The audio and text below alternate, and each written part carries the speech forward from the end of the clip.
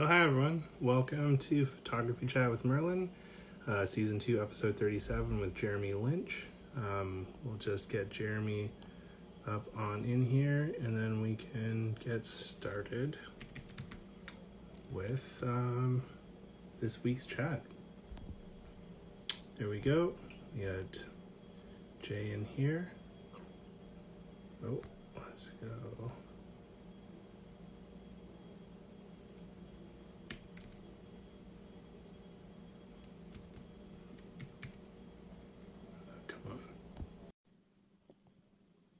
All right. Can you hear me? I can hear you. You're on. Perfect. I am on. Let me just set up my studio here. Welcome Okay, well, to the internet. pardon me? Welcome to the internet. I want to get your face in here too. Okay, are we good? Yeah. Okay, so we're on the astronet. How are we doing? We are on the internet. What's up, The Devin? astronet. We have astronomical ideas of what it can do. Yeah, exactly. How are things out west or out east? Sorry, I'm out west. It's okay. Things are good. I mean, like, it's COVID season. It's been COVID season for 2 years. I know, it's COVID season. It's changed the way we think and talk and everything else. It's interesting. It has. It's really dominated a lot of like the discussions and mind share with a lot of people out there. Yeah, and right now it's starting to become a political issue and it's starting to divide people as well right now. Yeah, it is kind of unfortunate. Before we dive into that stuff, though, do you want to take a minute just to give like a quick intro about who you are and what you get up to? Basically, no, you introduce me. Like my whole art scene and everything that I do, I'm not into marketing myself, advertising myself, or any of that kind of stuff. Like I'm really trying to move away from that and just make an art. Like I really don't like the marketing and self-promotion. I find it's just prevalent in everything in society today. Well, this isn't more about marketing. This is more just like, who's Jeremy? But I can do an introduction for you, no problem. No, I hear you and everything else, but like that's how we always kind of approach everything. That's fair. You know, we do a credential fetish. We have a credential fetish. Well, I don't care about your credentials. I just want to know. Well, want people to share who you are. So, Jeremy is one of the more interesting, generous people I've come across in my adventures. And a good friend of mine, Karen, and I were walking through Kensington Market a couple of years ago, and we saw this gentleman set up with a old-timey photo machine. And he was taking portraits of people, and we thought it was kind of curious because we were both photographers. So we started chatting with him, and he offered to take our portraits, and he showed Karen how his 5x7 from forever ago. There's camera. That's the camera there. He showed her how it worked and how to take photos with it, and we stayed in touch. And he introduced me to the bureaucracy of Gallery 44, but also the wonders that existed in the production space downstairs in the darkroom and stuff. So Jeremy introduced me to the darkroom and how to do darkroom prints, which is something that I will forever cherish and appreciate.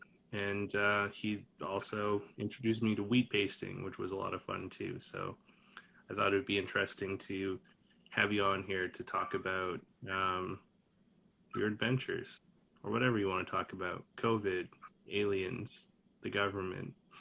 I'm down for whatever. I want to talk about photography, where it's going, how photographers can get their stuff out there. I'm really interested that there's different types of photographers and how they are being ignored. Like street photography right now is not in, but so many people are into it. Okay, it's kind of interesting how art and photography is getting very much kind of classism, where you're starting to see where people are not being allowed to show, exhibit. That's what I find very interesting right now. And I really would love to see more photographers get out there to have space to actually show their stuff, because there's some really interesting work being done right now that I would rather see on the street than just say some advertisement or some tag or something like that. A lot of photographers have a lot to say. Take you, for instance, okay? Some of, you know, what I really enjoy about your work is that when you're doing street photography, you look for that kind of like poor soul lost that's given a scribble that has some meaning that we can all kind of relate to. We need more of that. We need more kind of ideas and views from more different people instead of just like being dictated to. And that's what's happening in art, especially public art. We're being dictated to. So it's like administration, management approved by human resources. That sounds depressing. Well, it's not, because No, I mean, because the power is in the photographers to actually go out there and do it. It's not that hard. So what would you suggest to photographers that wanted to just like, shirk the conventional and find a way to make their own mark? I would go out there and wheat paste, definitely. Wheat paste. Get it out there in certain areas. For people that may not be familiar with that, like, could you talk a little bit about wheat paste and your experience with it? Okay, so basically, wheat paste can be anything. It could be a poem, it could be an illustration, it could be a little doodle, it could be photography, whatever you want to get into. So the whole idea about it is that you can print it out on a laser copier, and you can go small, or you can really tile it up and go really, really big. So I can do a print that's 150 centimeters by 100 centimeters that costs me $4 to make. Okay, this print behind me right there, that cost me $1.50.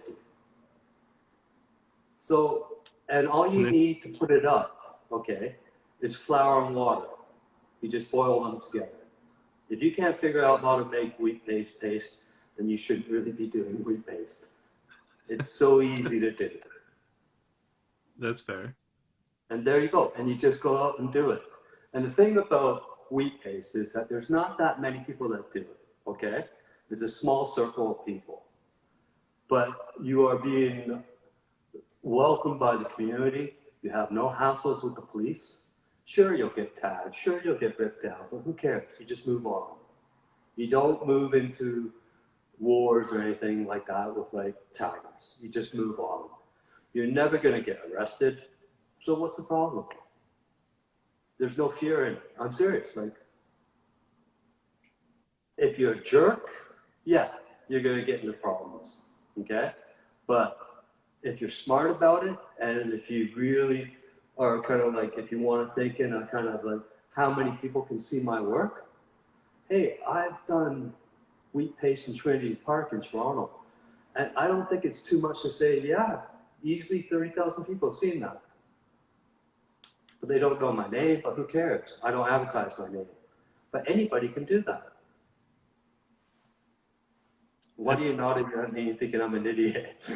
No, I'm not. I don't think you're an idiot. It's just your wheat pastes do get a lot of visibility, and it's interesting. So when I used to live in Toronto, I kind of was like complaining how I didn't, like, to a friend. We were on a photo walk, and I was kind of complaining to her how I just was still kind of struggling with feeling connected to the city, and she was just like, "Shut the fuck up." It's like, what do you mean? It's like, well, a couple blocks away, I saw a bunch of your stickers on like old payphones and shit like that. And she's like, right here, this is part of your face. You're like right there. So she's like, how do you feel like you're not connected to the city when it's like you're part of the city? And Yes. your wheat pastes kind of were a contributing factor to that, and I kind of thought that was funny. I was like, yeah, you're right. Like, with the people that I've met and the experiences that I was lucky to have in Toronto, I kind of became a bit of a part of that city, and your art was a big conduit for that. You're making me blush. But can I go on with that kind of thought? Is that Absolutely, yeah. so basically what I do is I take like when I'm wheat pasting, a lot of people will approach me and say, hey, like your work, or hey, I really appreciate what you're doing, and blah blah blah, right? And I'll turn around to them and say, hey, I take pictures of strangers. All these pictures are strangers. That's how I met you. Do you mind if I take your picture? And I'd say, honestly, out of 10 times, 7 times people will say yes. And if they say no, I say, hey, that's totally cool. Yeah, I understand, right? But perfect strangers say to me, yeah, you can take my picture of my face and use it in street art. No release forms, nothing like that. Nothing about, oh, where's it going to be or anything like this. They're just like, yeah, sounds like a good idea. And what I'm trying to say to you is that people, strangers, are more, they want to see art. They want to see people. They want to see artists. They want to see photographers. Don't let the administrators, don't let the curators, don't let all that bullshit management get in the way from showing it. Because I'm telling you, it's like Instagram, yeah, it's not a bad platform. It is not a bad platform. But it's not hyper-local. I mean, it's not, it's going to lock you in a fishbowl. It is. Do you know what I'm saying? Yeah. You are going to be a fishbowl. This way, you're talking about the real public. People that, like, okay, put it this way. I pasted in Hamilton, and I've had 2, like, gentlemen, older than me. Like, these guys were, like, they were dressed up. You could tell that they own Telus and that kind of shit. And they said to me, yeah, I've seen your work in Toronto. I went, oh, yeah. He says, oh, you're the artist. And he had a picture of my work on his phone. Okay? And he was showing it to me. And it was like, I'm thinking to myself, okay, I can reach that guy. And I've reached skateboard kids. It's like, in the streets, you are going to hit so many different people than you would in a gallery, than you would in Instagram. And it's so much like conducive to like the environment, the wall that you're choosing. It has so much to do with it, of what you want to paste up, what you want to do, right? At times you can totally ignore that wall, or sometimes you can go with that wall. And like we've all seen some little pieces of work where you go, yeah, is it the wall or is it the art? Do you know what I'm trying to say? It's like, Yeah. I am so bored of a white gallery, an antiseptic, COVID-perfect gallery. I'm just so bored of it. Here's a picture that's so perfect, so linear, and all this kind of stuff. And another thing, too, that galleries do is it's all about the artist. Isn't the artist great and all that shit? No, isn't the public great? Aren't people great? Can't we do some great shit together? Because when I made this kind of like Paste Platz in Toronto, the whole idea of it is like just to inspire people. It wasn't my shit. I just found people on the internet. I just asked them. My question to them was, hey, I'm making this Paste Platz. Are you in? And they said yes. It wasn't any of this like, oh, I think you're fantastic and I think you're brilliant and everything else, and do you mind giving? It's like, yeah, do you want in? And, well, what should I send? I said, well, send whatever you want to send. And it was really interesting there was a whole theme. I had 25 artists, and there was a theme. And I didn't even tell them a theme, but they all made a theme. And the theme is that people are getting fucking real. It's getting really real with their emotions and what they're showing. People are getting real. I'm laughing because of the piece that I sent you for. It was real. It was raw. A lot of people were sending raw shit, man. It was raw. Everybody's raw. And I had like some women who were psychiatrists. There was this other woman that showed up with Paste, Like she was like an older woman who was like a professor at U of T. She teaches English, 18th century English, and it was like cool that she's just gonna retire and she's out there pasting with me. That's effing cool. Do you know what I mean? Different generations, different people. Like there was like some sketch rap where I don't know how old she is, but she's young, and she's putting stickers all up, and it's just we gotta stop this whole idea about curating and telling people what to do, and just let them do it and work together and come together.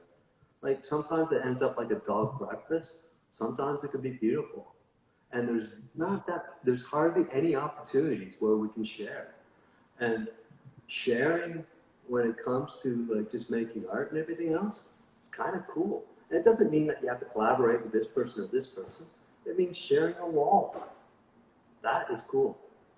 Instead of like you go into this one place and it's a gallery and go, oh, isn't this artist brilliant? And everything that they say is brilliant. There's no juxtaposition with other people, other classes. And it's like when you go into galleries, it's just snobby as shit. It's elitist. Yeah, I've always been a little like nervous and anxious when I go into galleries. And you talked a bit about Paste Plots, and it was something that I wanted to sort of ask you about before you jumped into it. But for people that aren't in Toronto or contributed to it, do you want to talk a little bit about what Paste Plots was? Um, Paste Platz was something that was an idea that I started around a month ago, and it was uh, basically I pasted a few times in Toronto, and Toronto is can be pretty misogynist, can be really racist sometimes. Um, I've seen a lot of like young students, like OAC students and Ryerson students, just trying out pasting for the first time or street art, trying something, and they'll get destroyed right away. There's some anger on the streets, and I kind of was thinking I would love to try to make a place where it kind of inspires more people to do wheat paste, and try to have a place where people feel kind of like that they can say their shit without getting ripped down or tagged or, you know, like, think about what you sent in, Merlin. Do you think that would look good? Do you think that would last in Graffiti Alley? No. No. Do you think it would be like mocked? Do you think they would try to hurt you in some way?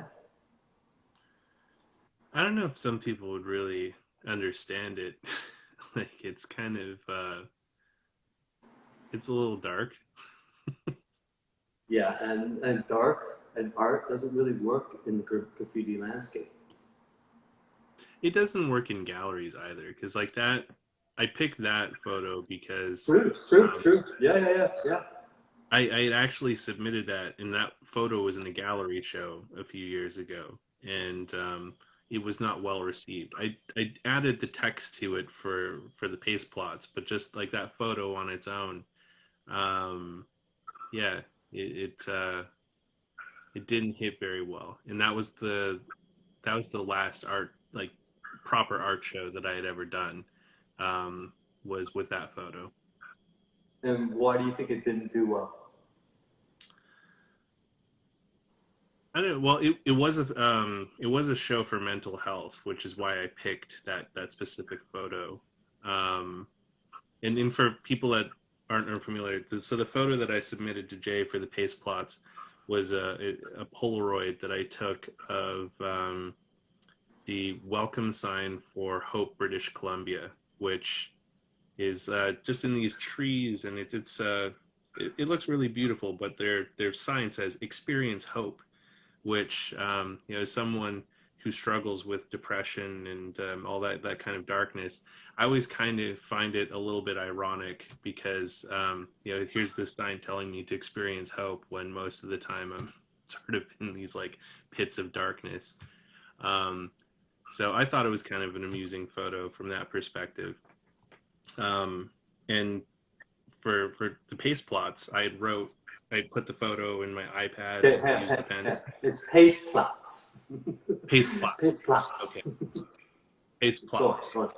Okay. So for the Paste Platz, I had written on the bottom of the Polaroid, like on the like part on the bottom there, whereas like as someone who struggles with mental illness, I find this very ironic. Because I do, and I didn't realize how on brand that submission was going to be for the theme that you'd put together for it. So I'm glad It it was worked out. so on brand. It was so raw. I mean, there was this other German artist that who was like, "Wir sind the," or something like, "We are the." Oh yeah, we are the scabs of the earth. That's what, like something like you. So, and like we've been fed this kind of mental corporate health bullshit so much, by Bell campaign and everything else. Yeah. For people that are tuning in from America, Bell is one of our telephone providers, kind of like T-Mobile and Verizon and stuff like that. And every year, I can't remember what day it is because I just don't really give a shit about it, honestly. They have this like special mental health day called Bell Talks, and for every text that sends out, they donate like a penny or something, and it's one of those like virtue signaling things that corporations do to make it look like they give a shit about us. Yeah, exactly. And with your picture, and it was pretty raw and everything else. It's you, I want to see the effect of it. I want to see what happens to your picture, say a week or a month from now. Does it get ripped down like in anger? Does it get like a little bit of graffiti where they're mocking it? Or does it get left in peace? I love the Yeah, effect. I love how the public reacts to art as well. I'm really curious to see like your updates from the Paste Plots to see how it's surviving and what happens to some pieces. Um, I didn't notice this as much when I was in Toronto, but I've noticed it more here in Vancouver, and maybe it's because we have a bit of a larger homeless population and more of a dire situation with that. But like you mentioned, a lot of my photos I like to find like words and things that are out there. And what I've been noticing in Vancouver is there's full-on conversations that are happening on the sides of these buildings where people who don't have mobile phones or things like that are leaving messages for each other in all of these places. And that's been kind of an interesting thing to see these messages where it's just like, hey, just gone to pick up drugs over here, or like people pleading their love, being like, I miss you so much, and like meet me at this corner at this date, kind of thing, if you still give a shit about me. And um, it's kind of fascinating to just Yeah, but see. hang on, hang on. It's not all just love. There's some that are just like, my heart's been taken away with that message. I Yeah, mean, it's not just there love. is Like some also cries of help. there's cries of help. There's like anger things where it's like fuck you, Juan, I'm gonna find you Yeah, and stab you, kind of shit. yeah. um it's it's really interesting though to see these like little scribbles everywhere, and it makes me wonder like how long has it been there? Did the person that it was supposed to be written for, did they see it, did they interact with it, like what happened with it?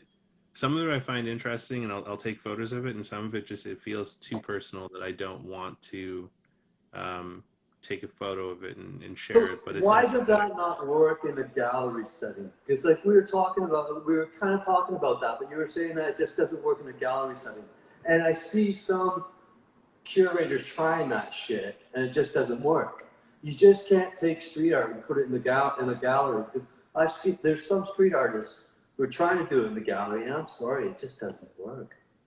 well, I think part of it is because like a lot of that it makes people uncomfortable because you think about the audience that's going into to galleries, and it's typically people who have some level of privilege, and the level of privilege sways from, you know, just a little bit to a lot of it.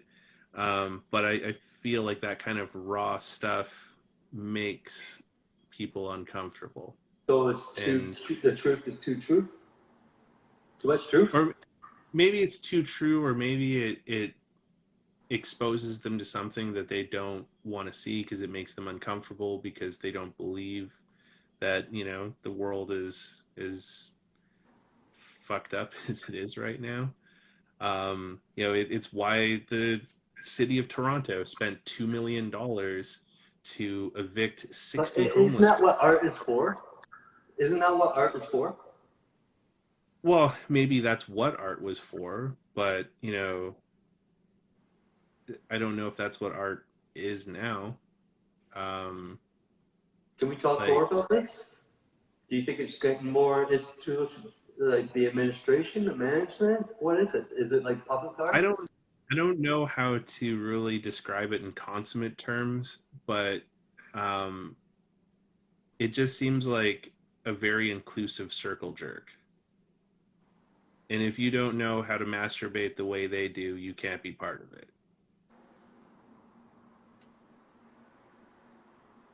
But okay, here's a question for you. All right, I agree with that. Okay, you're totally right. Especially in Canada, it's kind of it's really kind of warped here. I mean, Yeah. they've got nothing to show, but they're so proud of themselves that kind of confuses me very much. Well, there's a lot of like showing of stuff from out of the country too, which I think is a travesty in some ways because there's so much great art and artists that are from Canada that are native to this land, that miss on opportunities because they're not as well known or their name Yeah, isn't going but to look as that good. kind of gets into another thing though too. Is just like this whole kind of art. Like, what the fuck is art? I mean, like, to me, you know what? I think we should fund artists directly. Okay, get rid of this grant system. Get rid of all these curators. Get rid of Canada Art Council. Get rid of Ontario Art Council, and just fund artists. Let them decide what to do. Because I'll tell you, some artists, they'll make murals. Some artists will say, hey, we need benches. Let's build benches. Some artists will turn around and say, you know what? Let's turn that parking lot into a garden. Some artists will turn Well, around and say, you know what? Let's build homes with the homeless. so Okay? there's a We comment don't need, here. sorry? Oh, sorry, go ahead. Well, I we just just there was don't, a comment. Oh, what? go ahead. We You just go don't, for it. oh, dude, you're really trying. Go. 9. Kind shots. Do You space. first. I'm gonna wait. No. All right. Okay. So basically, I mean, like, if we have administrators and managers and approved by human resources coming up with any kind of public art or whatever, we're gonna grow not at all. We need the artists to turn around and say, you know what, capitalism's really shit. Guess what? I'm not gonna act like a capitalist. Guess what? We're gonna do things differently. If we don't get the artists to do it, Christ, what, the managers and administrators gonna do it? Who work for the capitalist class? Not a chance. Not a chance. Well, Do you and think but the there's any minute the art, curator? the minute though that the artists start pushing back on the galleries and stuff, though, that's gonna make it crumble, is because like the administration needs to pimp the artists out so that they can justify their existence. But if the Not only artists are, that, they need the artists to write up saying, "Oh, we had 1,000 artists try to go for this one special grant." Rookie fucking shit. Fuck off. It's a lottery. Don't bother, kids. I'll tell you, if you want to play the system, well, guess what? You're gonna have to really play the system and be an administrator, manager, and just play the system. Your art, who gives a shit? You're just gonna have to play the system. If you want to be an artist, then you know the chances of making a living now, pretty shit. Not a chance. It's getting worse. I mean, like, yeah, it's been I'm a bit. talking even 15 years, like like 10 years ago, even 10 years, a decade. It's totally changed. Well, there's a comment here from Canadian Cast Photos, and they're saying people don't even want us to document the people who suffer homelessness, but I've had some ask me to take their photos. And I find that kind of that's an interesting scenario because documenting the way that our society is very important. And you look back in history, and that used to actually be like a very important job that governments would pay people to do, to just travel around and document the state of the country for posterity, for learning experiences, so that they could, look back on this historical archive and see how far they've come or how far they haven't, what needs to be worked on. And I feel like that's something that's fallen by the wayside, where it's not as valued. Um, so I think it's important to document that kind of thing, but there's a very, very sort of tight margin where is that documenting or is that exploitation of people? And like homeless porn is like, it's a real thing. Like there's like a whole subset of street photographers out there who like specialize in homeless porn, which is just exclusively like it's like exceptionally exploitative of those people, where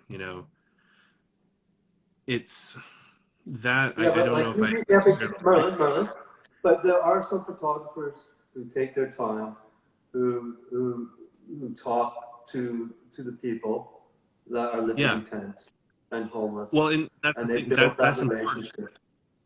Yeah, Those are that's the kind of material that needs to be like created and needs to be preserved, is the people that have actually taken the time to respect the humanity, that these are still people that need this respect, but in some cases want to be seen. And so I feel there's a huge difference between someone who just like, sees a scene, snaps it and throws it on Instagram for the likes, and someone who's taken the time to go to these camps, to learn who these people are, to know what their stories are, to like lend an ear, lend help where they can. Like there's a photographer that I know in the States who like in one of the worst parts of Los Angeles, like he spent 2 years just getting to know people there, talking to them, listening to them, bringing them the socks, underwear, food, stuff like that before he even showed up one time with a camera, because he wanted to know these people. He didn't want to come across as threatening or exploitative to them. He wanted to understand their stories and to preserve these people. And I think that's like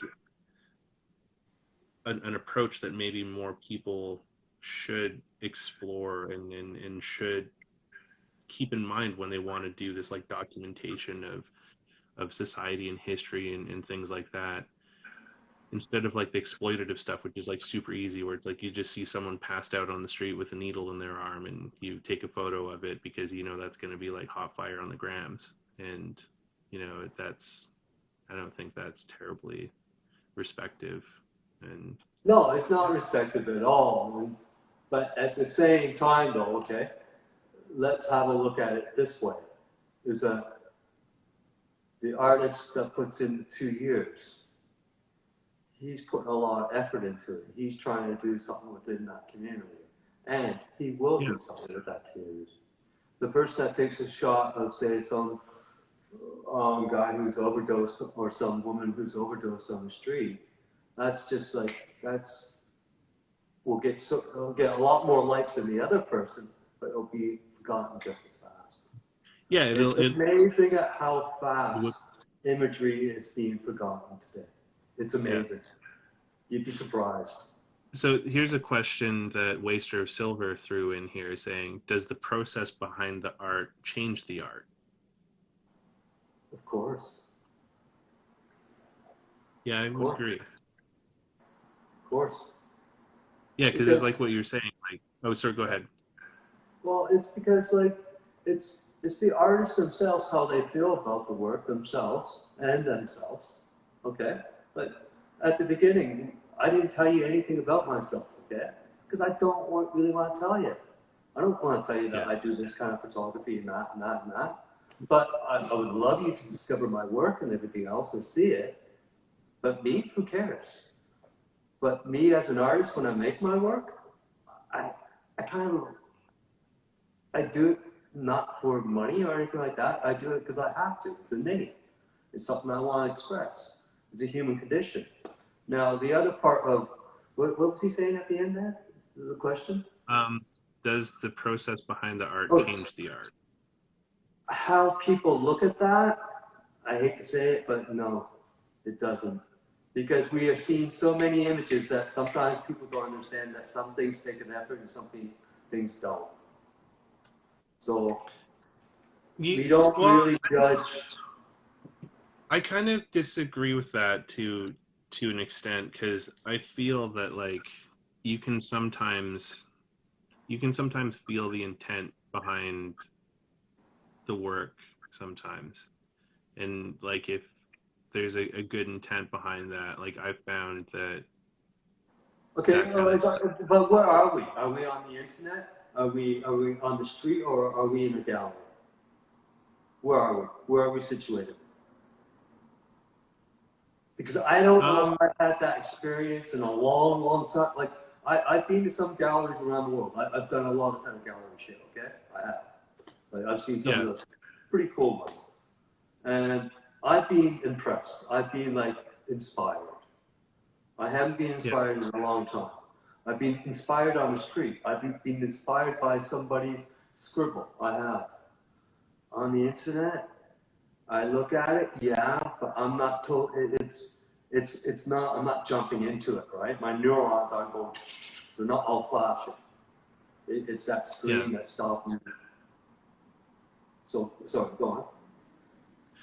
Well, it's interesting, like where you find inspiration with things. So I didn't realize until just before we talked today what actually inspired me to do this series of chats with people. And it only came up because I was talking to someone who I had approached to do an episode later this year, and he wanted to have a phone chat before agreeing to it, just to talk about ground rules and what it's about and stuff like that, and how it came up. And it kind of came out like how this sort of started the chat and everything. And it's really about, like, for me, this whole chat and like the inspiration behind it is to know more about the people, know more about who's behind the camera, who's behind that art. Because I find that curious, like who the person is, because we don't really talk about that. You listen to like other podcasts and things out there, and they're just like, what camera did you use? What's your favorite focal length? What's your favorite film stock? Are you a Canon guy? Are you a Nikon guy? Can you afford a Leica? Like that kind of stuff. It's very And corporate.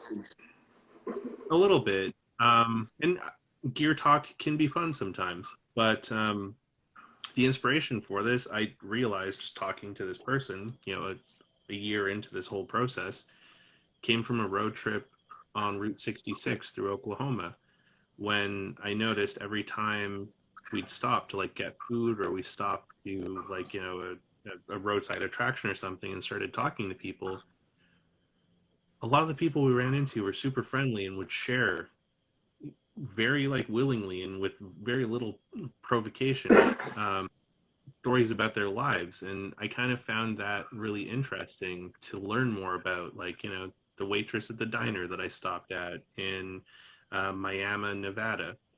Sorry, Miami, Missouri. I was thinking of Nevada because there's another place we stopped called Nevada, Missouri. Um, but it was just really interesting learning more about these people, because now that person is more than just like the lady that served me at White's Grill in Miami. We've become friends now, and I learn more about her story, or like random people we'd stop at these roadside attractions, and it really stuck with me that like there's so many interesting experiences that everyone has had that they just kind of carry with them, that unless people listen, we'll just die with those people. as well. And it made me curious to like learn more about people's experiences and hear them and have them share them before they just sort of evaporated along with them. And that was the inspiration for the photo chat, was a road trip in Oklahoma 3 years ago. You could say the same thing about what I did with Paste Platz. I mean, the whole idea is just to let people have a voice, let people have a visual voice. There's Yeah. no space for people to have a visual voice anymore. I mean, the idea of an exhibition, what is an idea of an exhibition today? What is it? I'm asking you.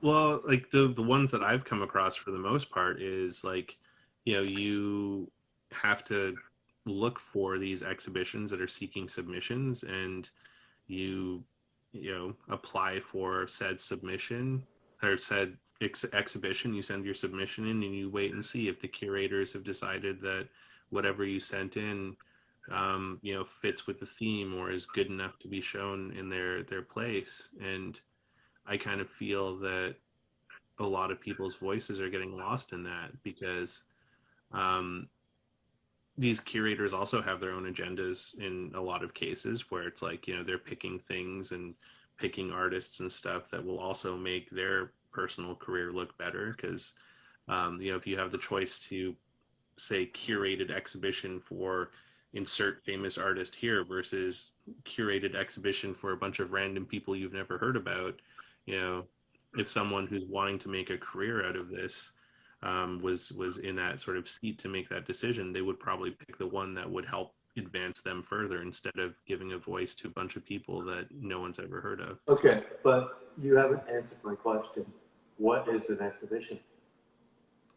An exhibition, I celebration of a bunch of different works of people, or a singular work of like one person, but like, something that one person or a bunch of people are proud to share with others.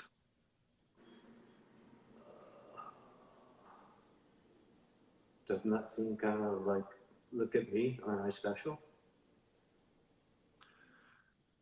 No, I don't think it's look at me, aren't I special. Okay, hang on. Let me rephrase it. When was the last time you were inspired or you learned anything, or was anything where you went, oh shit, that made me think differently? When I bought this piece of art at a gallery in Vancouver. I'm talking. Okay. So there's a little gallery here in Vancouver that I'm going to plug here, called Slice Vancouver. And this piece is called It's Okay. And I don't even have room in my tiny little house to hang up more art, but this kind of resonated with me, and so I bought it so that one day when I have room again, I can hang up this little piece of art. And it's a very simple thing. It's just got a little mountain, and it says, "It's okay to be okay." And then there's like a power line thing here, and it says, "Sometimes things don't have to change." This is the last thing that kind of inspired me, so I bought it. Because I wanted to support the artist, because like I felt sort of a connection to it, and I liked But it. how does that got anything to do with an exhibition, the concept, the theme of the exhibition? What was Because it was that in exhibition? it was in an exhibition. So this person, Rivers Miller, had put together enough work to be able to put it in one of those white walled asylums that you don't very like much, so that they could share this work that they were pretty proud of and felt like it was worthy enough to show. Okay, I'll give you an So example. All right. What I'm trying to say to you is like exhibitions or whatever. I haven't seen an exhibition that really that is like. There's this one exhibition that I thought was pretty good. Okay, that was in Berlin. It was called the Typography of Terror. Okay, the Typography of Terror, and it showed how normal German people can become Nazis, basically, and how the administration went about going about doing that. Okay, small little steps. And what they were saying that it was systematic and that it was set up by administrators and managers. I love this, by the way. I really, professional managerial class, if you're listening right now, you've got a lot to answer for. But anyways, They do. yeah, and this whole kind of thing, and it was documented. What you were saying about before the states, they always used to document everything. Well, it was like a lot of Nazi documentation turned against itself, looked at another side, another mirror. It was amazing, right? So that changed my idea of how human nature can be. I kind of went, yeah, okay, we could all be Nazis. This is how it works. This is how it's set up. This is how it starts. And it starts by authoritarianism. And authoritarianism right now is kind of cool right now, man, even on the left. Well, so just a minor segue there. I don't think it even needs authoritarianism to start. Like, look at the PPC party here in Canada. So, like, in this American people, Canada recently had a federal election where our idiot government decided it would be a good idea to do an election a couple of years before it was supposed to happen because they thought they would get more than they had. They didn't. It was a big waste of money. But the one thing that was a little unsettling was this party, the People's Party of Canada, PPC, which is, basically a bunch of fucking Nazis, got almost 1 million votes. We don't really have authoritarianism here, but there is almost 1 million people that believed in a party that has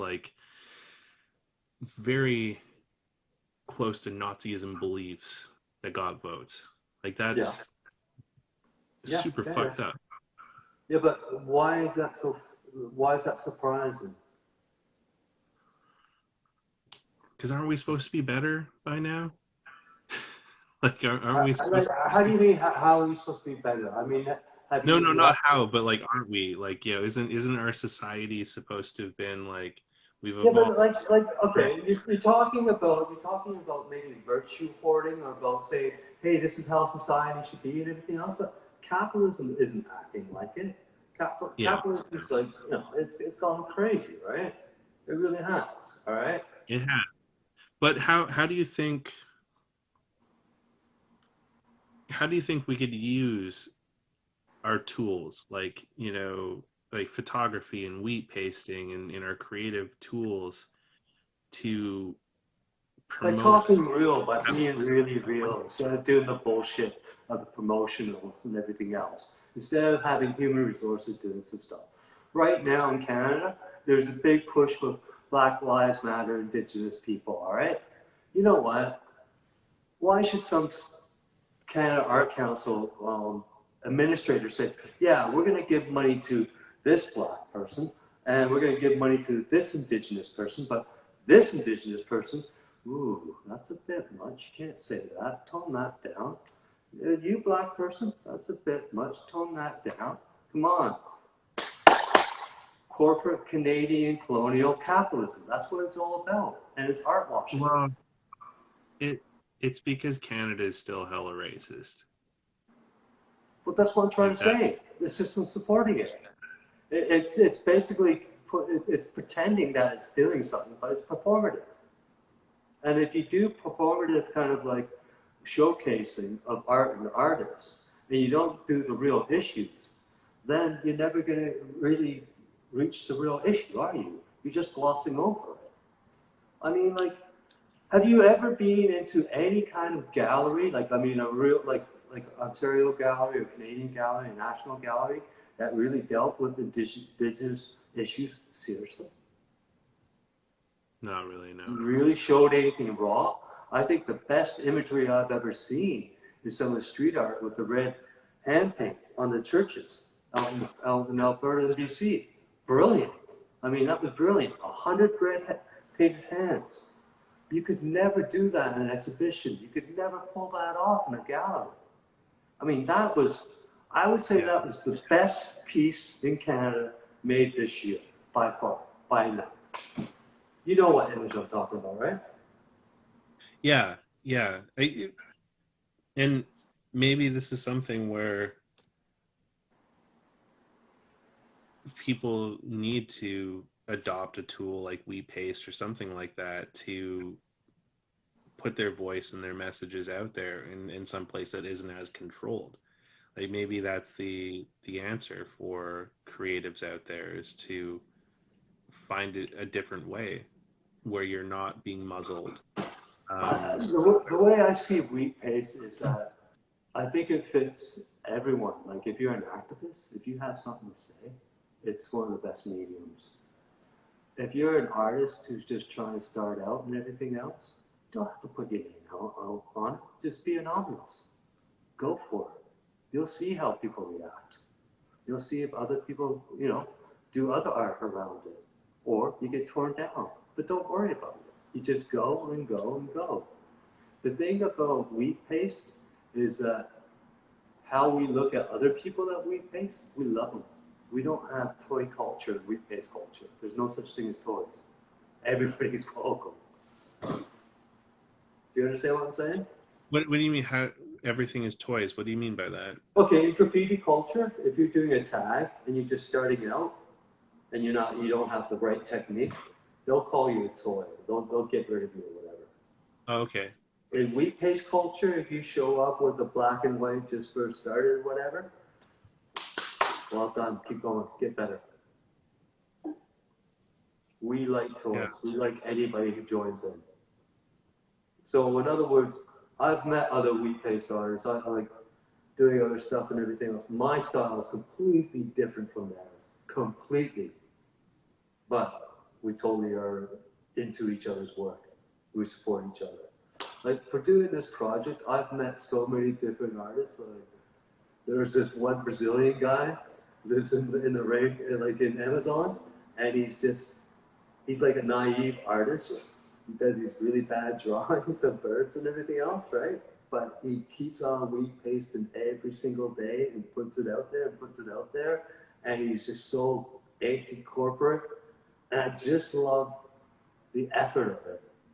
And I love the idea of being naive. I'd rather be naive than being realistic and just say, oh, well, no gallery's going to take it, so I'm just going to give up. Or I'm going to keep on writing up grants and keep on saying no. If you wait for a gallery or for art councils to give you money, you're going to do nothing except for sit by your computer. And if you're a photographer, you might get to make a book if you're lucky. Trying to push it is really damn difficult. But I'm telling you, all you're going to do is Instagram, book your shit. I'm not saying it's bad. I've seen some really good stuff. I'm not putting anyone down for that.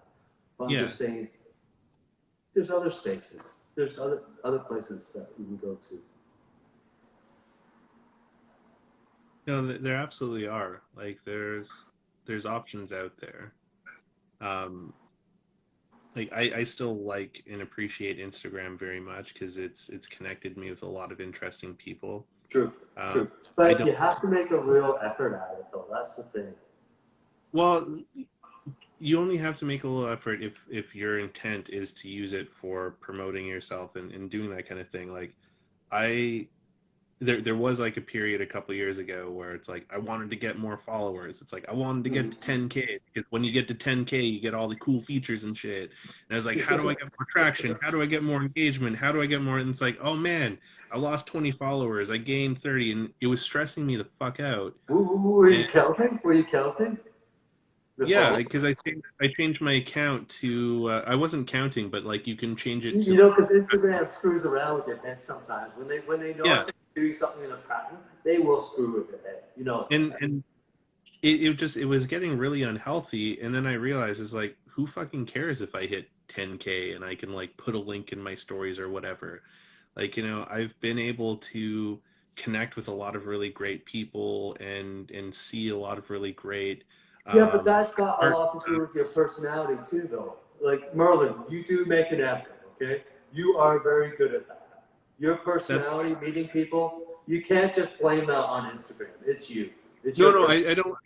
I don't blame that on Instagram, but what I'm saying is like I don't care about my Instagram engagement anymore. Right. I Okay. just use Instagram only as a tool now. So Yeah. when people complain about, oh, Instagram blocks this or the algorithm does that, I'm like, I don't really give a shit, because like I do my posts of the things that I like, and if people like it, that's cool. But really all I keep Instagram around for now is to talk to interesting people that I've met, because that's how we communicate, Right. and to do lives every week, because I'm lazy, and this has been the best way I've found to do these kind of chat Well, things, I mean, because but uh, that's how you work, though. You're really good at that. Okay, you're totally into technology. I mean, like people are gonna laugh at me right now, but this is my first video chat since COVID. Seriously, I hate the that's video. fair. I hate the Well, video. I mean, I and, don't and even honest, walk around with my phone.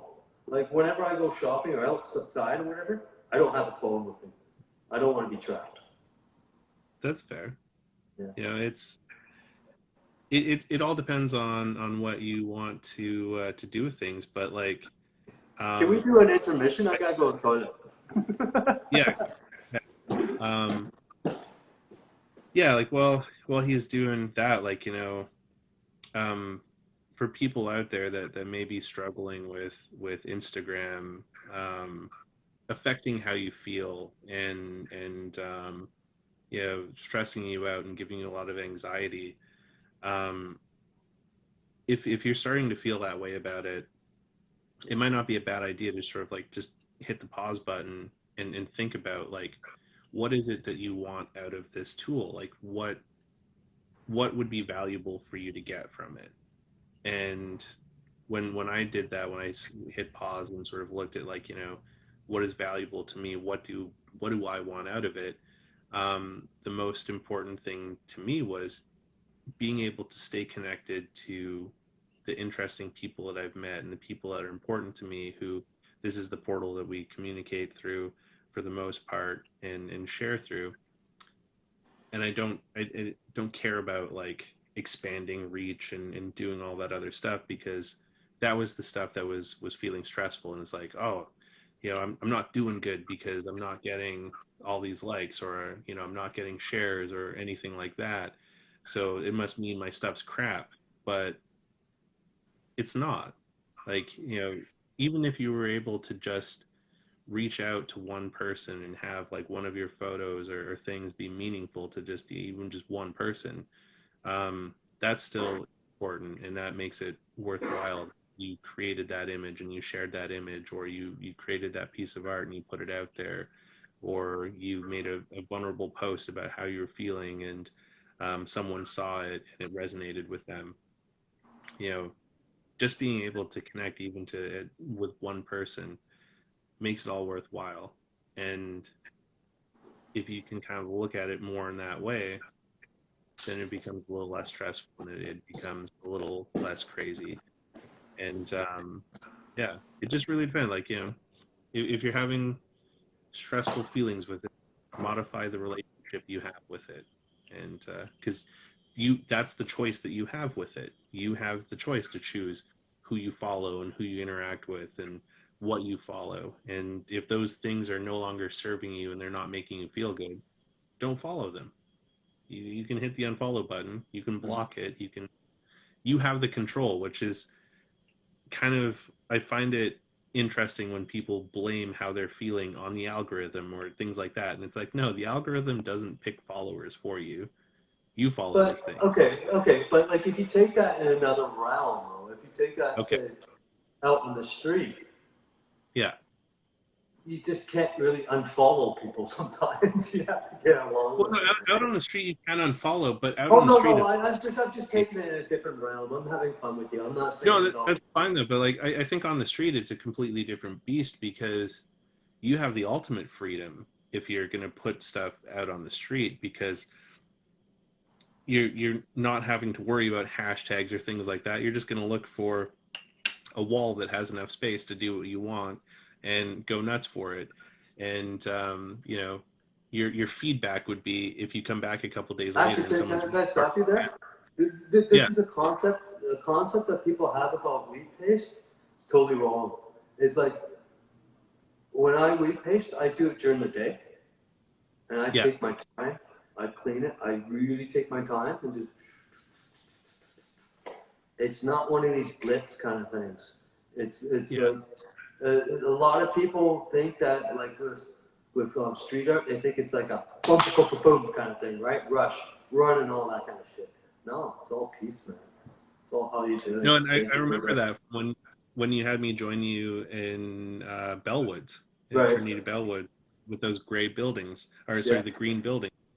You know, I that was the first time I'd ever wheat pasted, and I didn't realize like how in depth of a process it was, and like we were there for a couple of hours doing that, and yeah, people were like walking past and curious, and we there was no aggressive people in that experience, It's so not an aggressive medium at all. It's peace, no, and it's also too.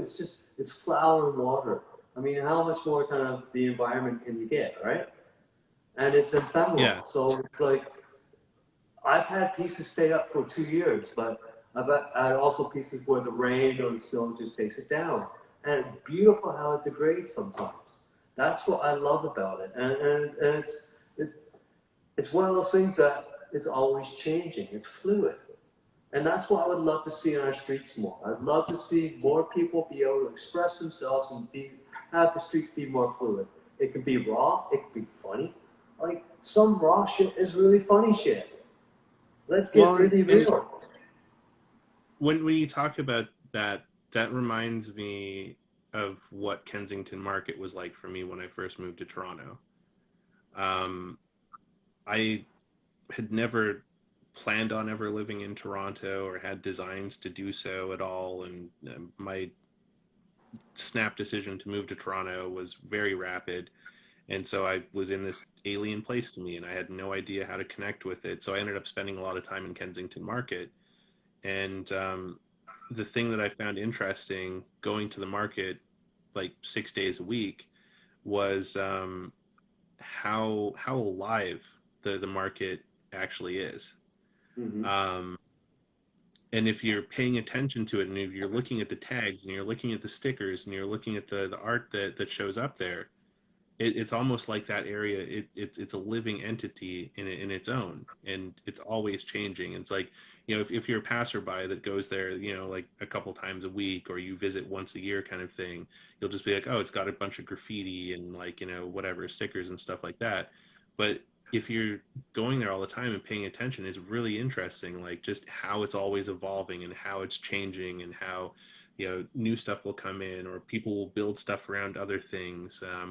Or people will integrate other people's art into their art, and um, that I found that more interesting than any other art gallery that I've been to, because there was just always something fascinating to look at in the market if you looked for it. And It's just, I think we can just put it down to being spontaneous. yeah, You can't plan spontaneous. You just can't. And I think our ideas that we can plan everything, it's going to get us in trouble. I think this idea that we can figure it out, it's very troubling.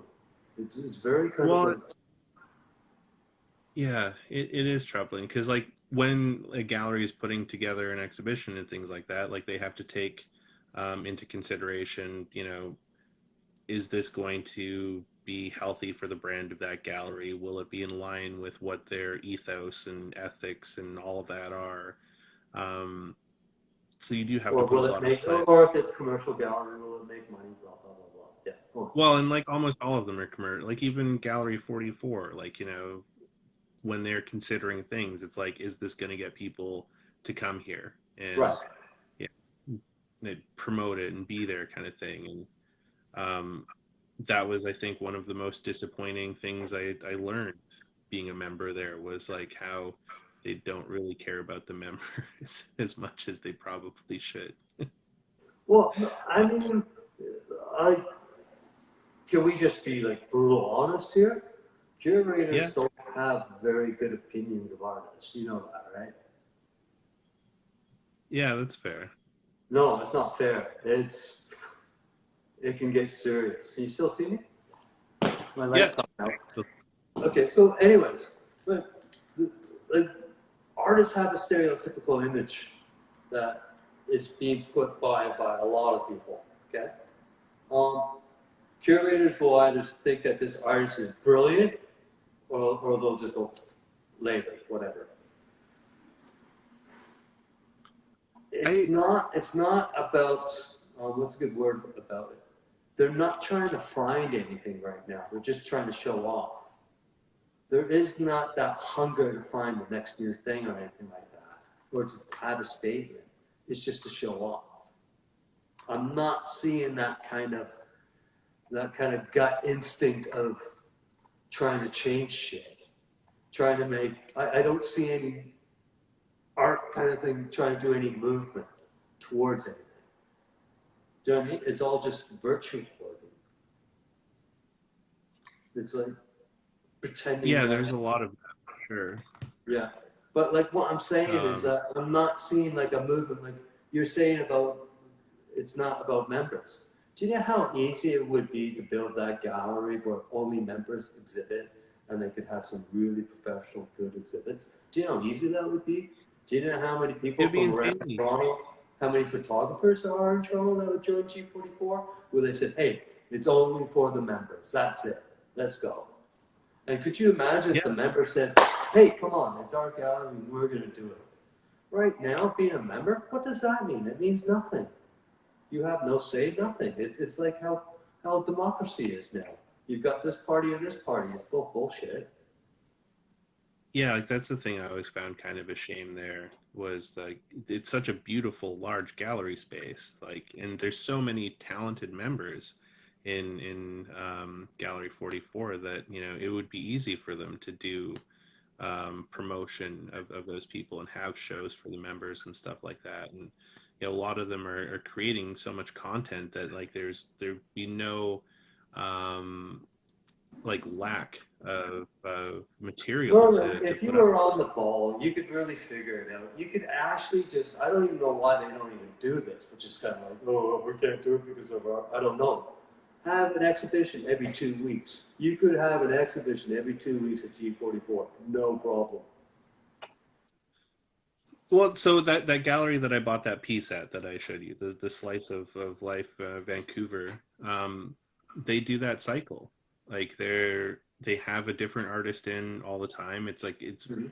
a similar kind of thing to Gallery 44, but like a little bit more punk rock because they're just getting started and they haven't become like insanely bureaucratic yet. And Yeah, but I think professionalism is kind of on its way out right now. I'm starting to see it. People are getting sick and tired of the professional look. It's gone so far that if you look at any kind of people who like redo their house kitchens, you won't even see any fruit or vegetables. It's all hidden away. All food is hidden away. We've gotten too perfect, too clean right now that we're going to have a real backlash against COVID and these white gallery kind of perfect lines. That's going out, man. We're doing a real rehaul. This corporate look, it's looking too administrative and management and too linear. We're going to get bored of that real soon. You'll see. it's You know it's how we do happening. color predictions? That's my aesthetic prediction. We are going to get so sick and tired of the professional corporate look. We are going to get so bored of it. Yeah, there's that, but also like there's like the we haven't hit the worst part of COVID yet. Okay. Uh, the there's going to be like economic ramifications coming out of it that we won't see for some time. Um, Yes. and Yeah. I think like the kinds of things that you're promoting right now, like through like the creating with wheat paste and um, finding ways to build your own voice and push your own voice out there, I think will become even more important when the systems actually start to fail in a very catastrophic way. Um, and I think like if creatives out there haven't found ways to, like, print out their wheat pastes or have tools to do their own, like, create their own work outside of like having like a photo lab or something, like, make prints Like for figure you. out how to make your own developer and fixer kind of shit, right? Yeah, like I Or think, you're gonna have to make cyanotypes and that kind of stuff. Yeah. Yeah. yeah, like I think it might be important for a lot of creatives to start thinking right now about how can they be a little bit more independent with making tangible pieces that they can share, because there may be some difficulty coming up in the not so distant future to have, like, to rely on other people to make those tangible things for you. um, like, we're already seeing supply issues with like electronics and other things like that right now, and um, it's only a matter of time before like those supply issues start to steep into everything else. um, so it's like, if you want to get into wheat pasting, now is a good time to probably try and find a laser printer and stack up some toner and paper so that you know you've got some stuff to make your Hook messages up the when bicycle and start piping for that electricity. yeah Make a when pipe shit's generator. yeah Right? bike generator and Yeah. batteries, solar power, like, um but you look back in history, and art is really important to help people in really terrible times. And Yeah, it's but a lot of okay. I don't want to go there. I don't want to go into dystopia land. I want to fucking use I art don't know, before we get no, there. We got to it, use art now to get the fucking shit together. And one of the well, things and that we have to do yeah, is piss on capitalism, piss on the administrators and managers, and the human resources who work for the capitalists. It's not that hard. It really is not that hard. It's all about bullshit jobs, and let's get rid of all these bullshit jobs. And democracy, well, that's a shit. Huh? Got to redo that. We all know that. We just got to do well, kind of like, no, seriously, we just have to do say something like, what do you call it? Lottery democracy, where it's like, it's a lottery. We don't want people campaigning and all that shit. Let's stop all these political parties. Let's get it more local, more people doing it. I'm serious. We're gonna have to really kind of like that's what my art's all about, is trying to break down the class system. When you're talking about galleries and everything else, I'm gonna be serious here with you. I think they're shit. I think what they're showing is shit. I think they're bullshit. And they kind of know it. And the more that you start doing shit like Paste Platz and everything else, and just go, you're shit, by the way, administrator manager. Go do your plans and do your pretending, because that's all you're doing. Okay? It's like, we need people to say, you know what? You're fucking shit. I'm going to make it. I'm going to do it. I don't need your bullshit. That's why I yeah, do it. That's what I think. In my head, that's what I'm thinking. When I think about curators, when I think about Canada Art Council, I think they're useless. I'm sorry to say it, but I think they're useless. You talk to any professors that work at any universities, you talk to them about administrators and managers, or any doctors or any nurses, they'll tell you that bureaucracy, the administration, they're useless. They will tell you that straight out. And yeah, it's not like some of these things. Like, this is a left and right argument. This is serious shit. It's seeped into art and everything else. And if you really want to get angry about how shit is going down, that's the shit. And the corporations are all making this happen because they want more administration. They want Sultan Paul to do shit. They want more management. Fuck it. Get rid of it. Anyone who calls themselves a curator, you have to step back and say, you know what? You're a snob. You're classist. And by the way, your shit stinks. So shut up. Let's see more people. When I hear curator, it scares me. I think, you're a fucking snob. It's about time you be put into place. I think we gotta stop this stuff now. That's what I think. So no, I I don't don't want think to go to Skopje. I want to be an artist, and I think artists have got to fight these fucks. That's what I think. Sorry, but I think that's what art should be. Not like, isn't my picture pretty? Fuck that.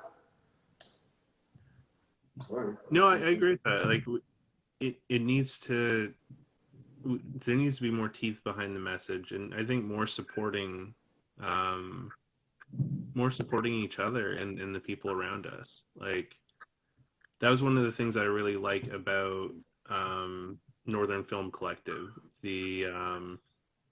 Okay. the group that I'm part of that Becca started a few years ago, and it's it's been an interesting experience to be part of a group that is trying to promote like Canadian artists, because there's not really a lot of that out there. Like, when you look at Instagram and like all the aggregating accounts and stuff like that, most of those things are promoting like Americans and things like that. So, that was kind of a fun thing. But then, like, we decided to make a book of all these Canadian artists because, like, galleries aren't going to show these people, and it's some of these people's work is great and really should be out there and seen. So, we were just like, fuck it, no one else is going to make it, let's make it. And so it's like, Becca put together a beautiful book last year that has like over 60 different Canadian photographers from all over that happened because people believed in each other and wanted to support each other. Like, we built that book because of the pre-orders that came in for it, and it would have never happened if no one wanted to support it.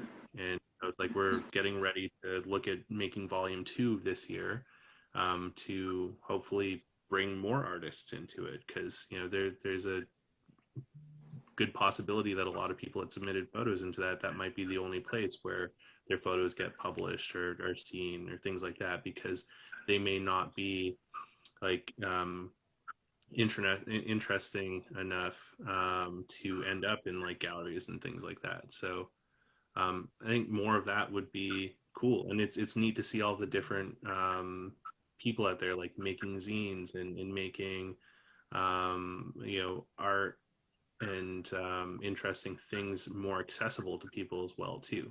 I think that's a real important thing, is like having accessibility of these tangible things that people can admire and appreciate and in some ways consume. Yeah, and let's get away from this idea that the artist is a genius or fantastic or whatever. Let's just get away from that. Let's just do it, please.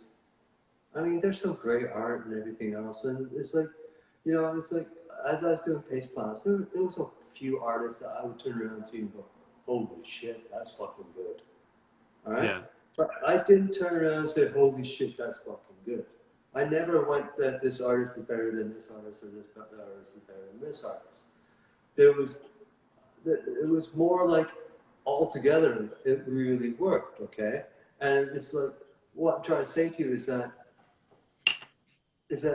if we're always just trying to make this kind of perfect kind of scene or view or something like that,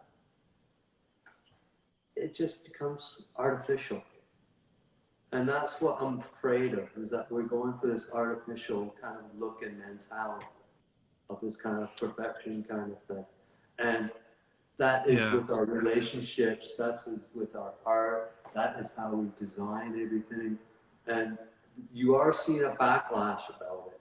But will we be able to solve it? Because there's a lot of money in managing and administrating what the public gets to see and what the public does not get what to see. So there was a comment in NFTs. I'll get into that in a sec, but Waster Silver made a comment here saying, I think you guys are giving too much credit to consumers of art. In the grand scheme, most are looking for pretty pictures, not to be moved by art. What are your thoughts on that? Well, you see, like, sure, you could say that, right? If that's how the society that you think can only be. It's like, do you want critiques in life? I mean, most critics that I know, they want to change things for the better. I've been to some places. I've been to some villages. I've been to some countries. I've been to some areas where it's like, yeah, art has changed shit. You try to say that Bauhaus when it first started out, it was all about like, you know, for the common person to have great design in their kitchens and everything else. It wasn't foo-foo fashion shit. You talk about Gang of Four, China. I think they took their culture fucking seriously, man. That affected a lot of lives, okay? And they were trying to change things through culture. Misguided and totally weird. But no, pretty pictures, art, not a chance. You try to tell me that the swastika is a pretty picture, and I mean someone took their time drawing that out, that symbol. No, that's hate, man. Art can do shit. You think that art's just pretty pictures and have no power? Most people, nah, totally disagree. Well, and like, you know, the swastika is an interesting, you know, symbol to bring up because, you know, that's a great example of someone appropriating a symbol for their own use and you know, sullying something for its lifetime, basically. Like, you know, there's a lot of people out there that have no idea that, you know, the swastika originally was a symbol for, Yeah, you know, sounds good. Yeah, yeah. positivity and good. And, you know, most You go people to just India when they, today, you'll see it everywhere. Yeah. But it's bad. yeah, It's, and yeah. you know, most people just associate it with Nazism. But, you know, there was a guy in Cranbrook where I grew up. His name was Man Woman. And Manny was a very interesting character. He loved yellow, would wear yellow all the time, drove a yellow convertible Cadillac, and he was tattooed head to toe in the proper swastika. In And he what? wrote in like the proper swastika, not the reversed one that the Nazis used, but like Oh, the right. one that's Okay, like, you know, all, Sanskrit and everything else. Okay, yeah, yeah, yeah. yeah, and like, you know, he was a believer in a, you know, advocate and a defender of the swastika, and he was also a very interesting artist as well too. And you know, that he was one of the more interesting people that I had the privilege to meet, and it was just kind of cool to see like that. You know, here's an artist that's trying to support something that they feel very strongly about. So yeah, like art is very important in that regard for, you know, getting a Okay, message I'll out there. give you But another example, okay? Look at how many people get tattoos. Do you think they look at that image as being just a nice, pretty tattoo? It has meaning to them, mostly. yeah, and so they Waster of Silver is clarified. I didn't say that. I said people are interested in the pretty pics over the art nowadays. I would agree with that fully because I feel like mass consumption is just sort of like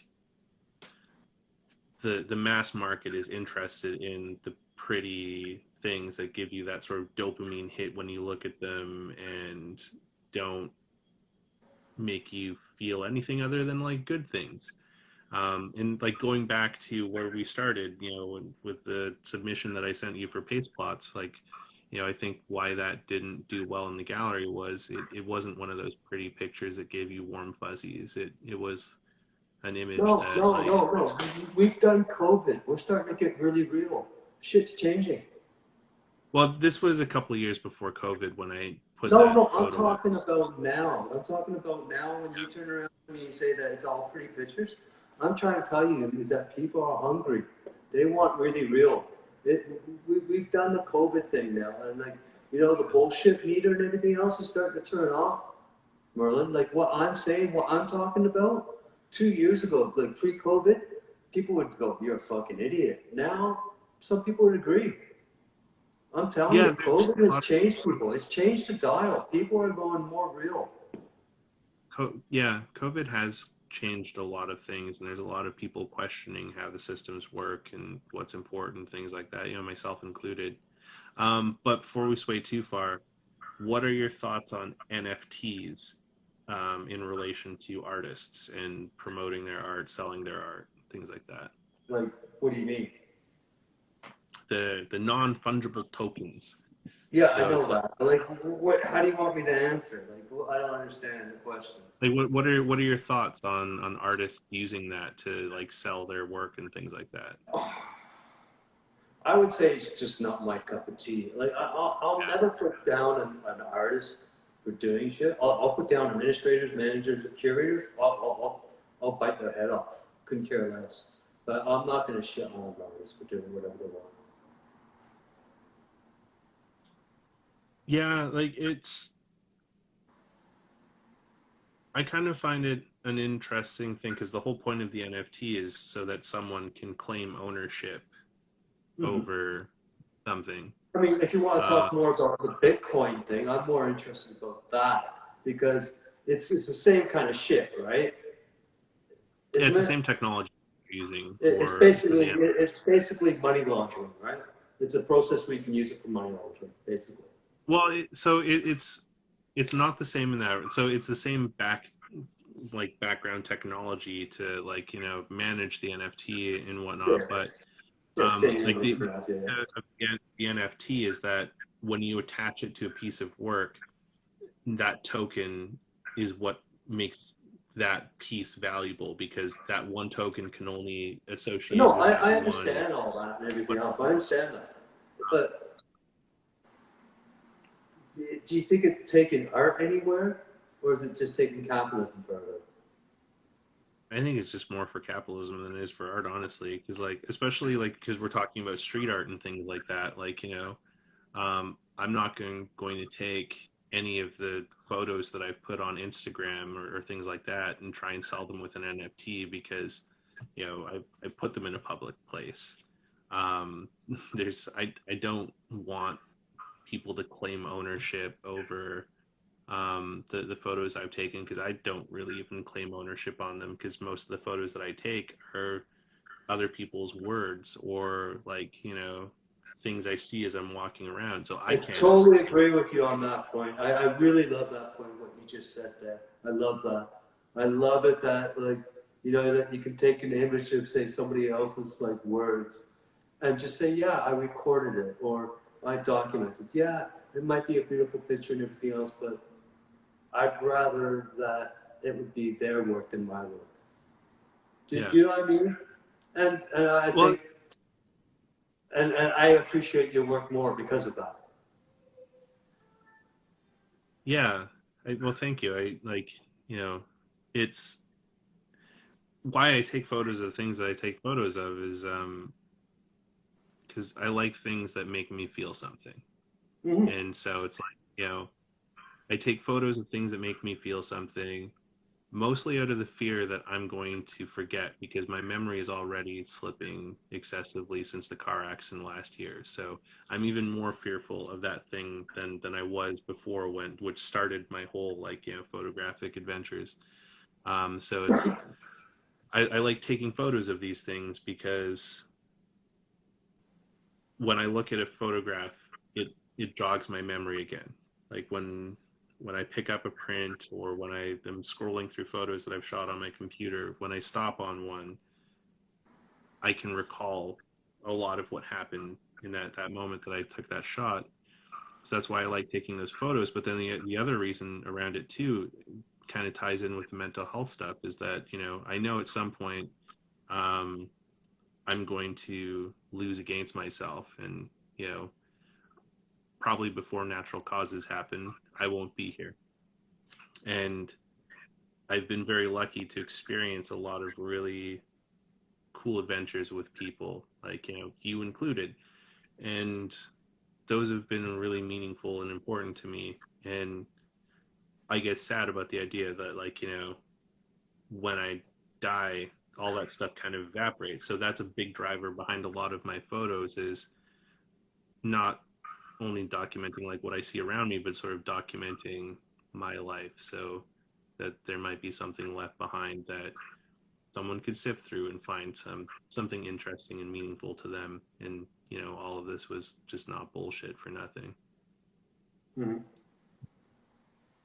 Yeah. And okay,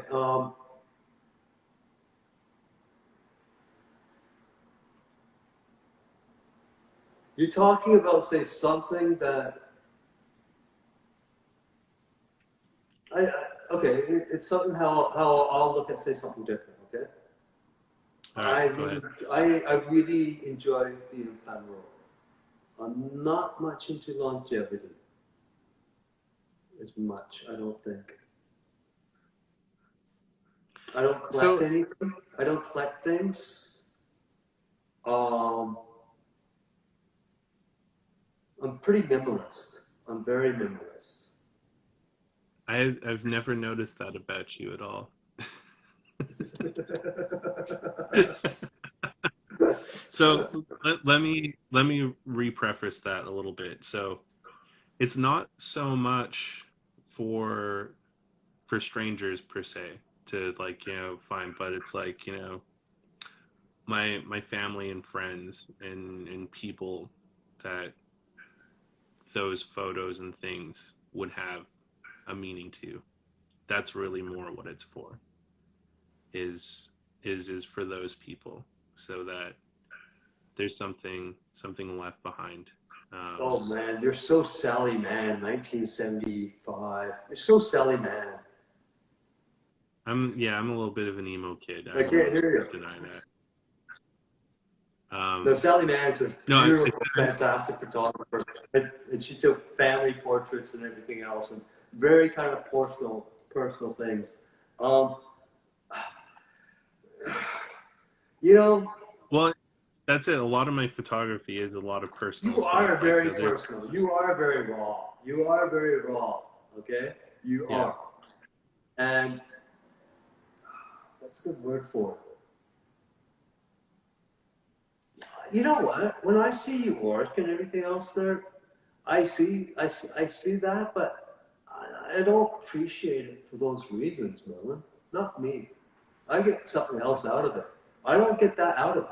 You know what? Sorry, I don't get that out of it. No. When I see you work and everything else, I'll see some mood and shit, or I'll see some kind of like mystery or some story or something like that.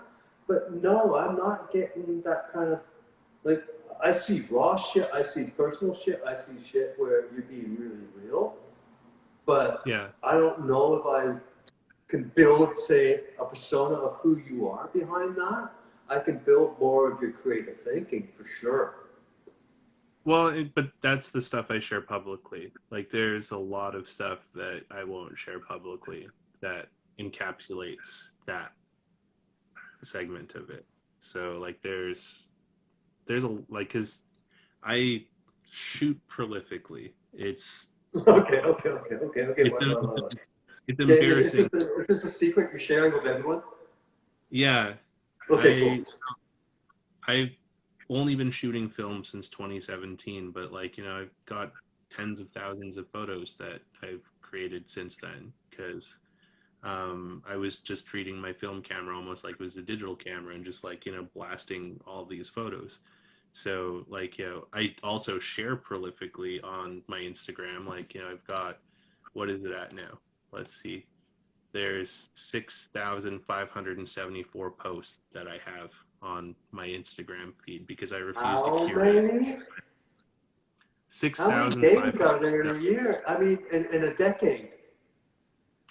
Well, so I've had this Instagram account since 2011. Also, 3,650. You've got 6,000. 2 decades. If you post once a day, you have 2 decades worth of pictures. What is it? Let's see. It's 365 days a year, right? Yeah, times 10, 3,650. Divided by 3. It's 18 years of photos. Yeah. And that's what I've posted. Like there's like I have Home Depot boxes of negatives because there's so many of them, and yeah. And there's also stuff that I've shot that I've looked at it once and it was like too much for me to look at and it went into a box and I'm like, maybe one day, like years from now, I'll feel comfortable to look at this, but not today. And that's what's kind of cool about That's this actually medium. great. That's actually good. And Yeah, it's this.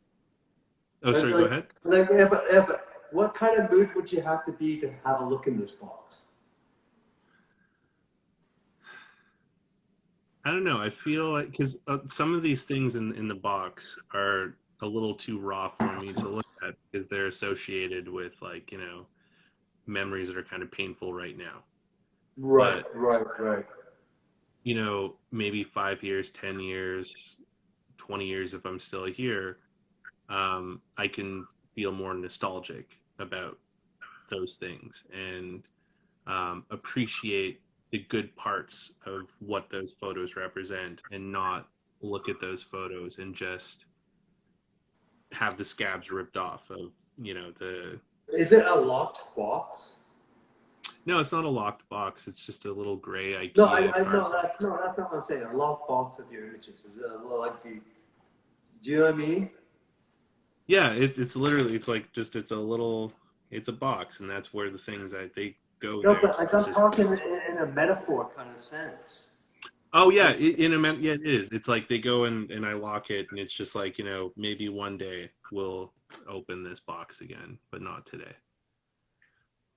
and I know, but are you blocking some things? Are you dealing with still? Is it some things that you're not dealing with, or are you dealing with them? You're just not dealing with those images. No, there are things that I am dealing with, but seeing that stuff doesn't help the dealing with it because it's Yeah. almost Okay. a Okay. reset because it's like looking at that stuff kind of like brings that stuff back Then front and why do you center. It's take like pictures of it in the first place? because at that time it was something that was important to me and had a lot of meaning. Okay, but if it has meaning, then why wouldn't you? Well, it still exists because it still has meaning to me. I just don't want to and can't look at it right now because I'm not in the right mindset to be able to. But, Well, I'm just trying to get in your head, and I think it's kind of cool. I'm saying I would never do that. Okay, like to me, that's just kind of like like. Anyways, that's. but that's why that's what Like I motivates. enjoy, I enjoy that kind of visual expression from different people that I would never even think that way myself. Okay, like I want to see that kind of thing. I want to Well, experience that. I want to be inspired by it. I would never do what you do. I would never do that. I wouldn't even think about doing that. But I appreciate that other people do that because, like, I'm sure I do stuff where people just scratch your head, go, "Okay, dude, go ahead, you be you." But I enjoy that doing. Sorry. well, like so my main driver around taking photos is I want things that elicit feelings. Um, and the things that I have liked that I've made the most are really intimate things. Um, that like photos that I want to make me feel scared. Like if and not in like a only like horror movie kind of way, but like scared about like loss or scared about like mortality, or that I was able to capture like such an emotional moment that it's just like looking at that like overwhelms me with feelings because I was able to really like get that moment that meant a lot and that spills over a little bit into the stuff that I share publicly because I'm looking for things that like elicit a feeling and are more than just like a pretty picture or something that like look just neat. Like I want to get things that like made me think or resonated with like a dark spot or something like that. So it's like I share a watered down version of what I really want to capture publicly, Okay, but so in other words, what you're trying to tell me is that you're censoring yourself to what you really want to show. Are you really showing what you really want to show? I don't want to show the things that I'm not showing though, because those aren't for mass consumption. Yeah, I know. That's what I'm trying to talk to you about right now. So it's Is not really censoring. It's just like there's audiences for things, and so it's like the things that I share, those are for a public audience. But there's things that I'll share privately with the people that are okay, part of those moments. I understand that, but like, let me try to rephrase it in a different way. Okay, if your name wasn't on it and your identity wasn't on it, right? But the same imagery, would you express that? Would you have more preference to express that as your art I than? still wouldn't want to be out there because it's not for mass consumption. Like All right. that's, even if it was anonymous, that's not what it was made for. Like that's No, I that hear you. was I hear you. I'm just trying, like what I'm trying to say, what I'm trying to ask you is this: is that um, I know what you're saying. It's not made for that and everything else. But what I'm trying to say is that are we ready for that kind of art? No, I don't think. Well, I think some people are, and I think that like that needle um, has been shifting more because of COVID. Um, like when you talk to people about their experiences during the pandemic and what has been going on and the realizations that some people have come to about how everything is kind of bullshit. Um, I think there is a subset of folks out there that are wanting more like rawness and more realness and something that hasn't been curated to be palatable for the masses.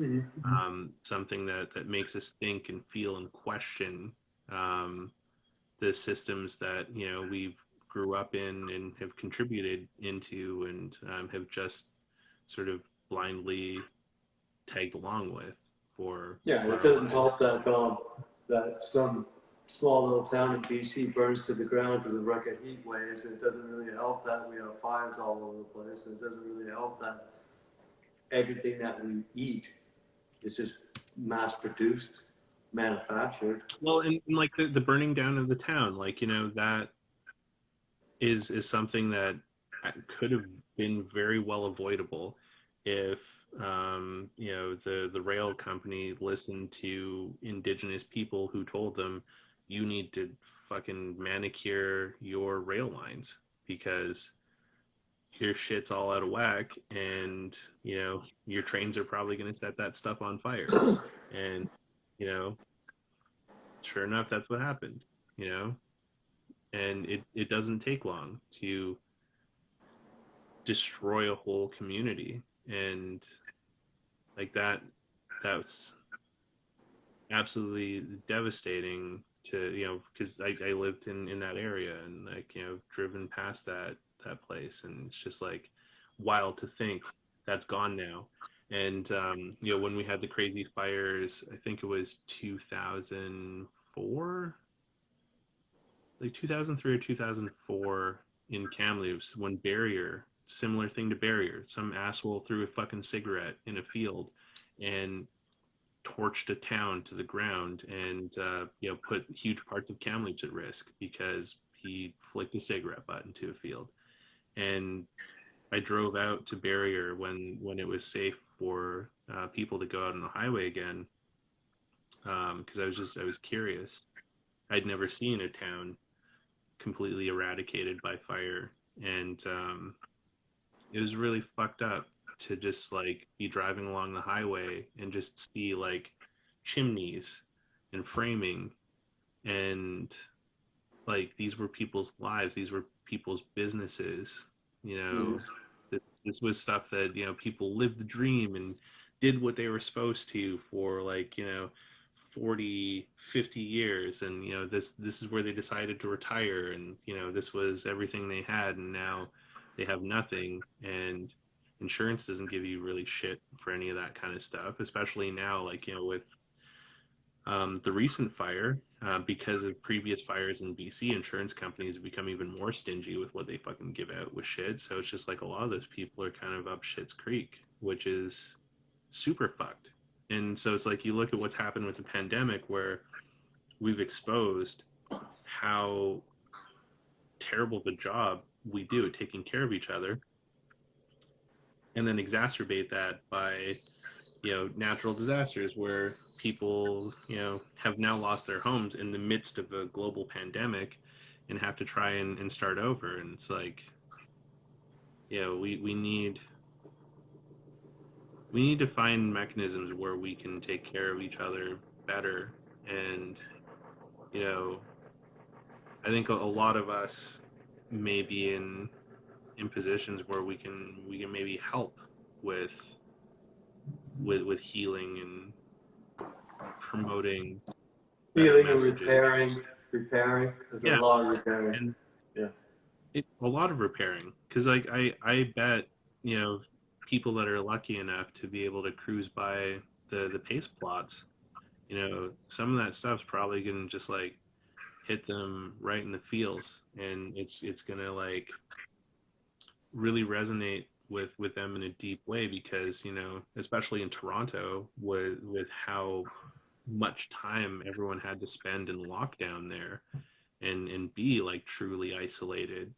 um there's a lot of people out there that have never had to deal with depression, and never had to deal with true anxiety, and never really understand what despair looked like, that now had to face all those things. People that never had to face themselves. They're the time for distractions was lost for a long period there, but when we were in the stay-at-home order, and like I talked to lots of people who'd never had to spend that much time alone, and it was unsettling for a lot of people to actually be by themselves, and have to like have conversations with themselves, and face things that they would just avoid by keeping themselves busy in the old world.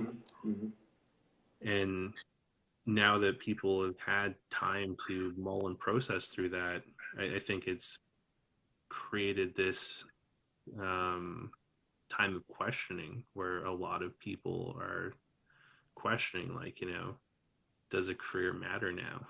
Like, is retirement actually going to be a thing that I should work towards, because I'll be able to take advantage of it? Like, all of this, like what we're promised is, if we defer our joys for a later date, we will have them. So we need to do all of these things to ensure that we'll be able to live life later. I mean, like, But yeah, why can't we live life now? you could say that, but I think it's getting more kind of like Mad Max and like No, no, like now unrealistic. it's more Mad Max, but like what we were sold on pre-pandemic Like, was work hard, and then when you hit retirement, you can go like, do things. And why do people have to wait until retirement for that? Like, people should be able to just like live now, and do the work they need to do to like ensure that they can like eat and yeah, but rest and all brother, that. brother, I think there's a like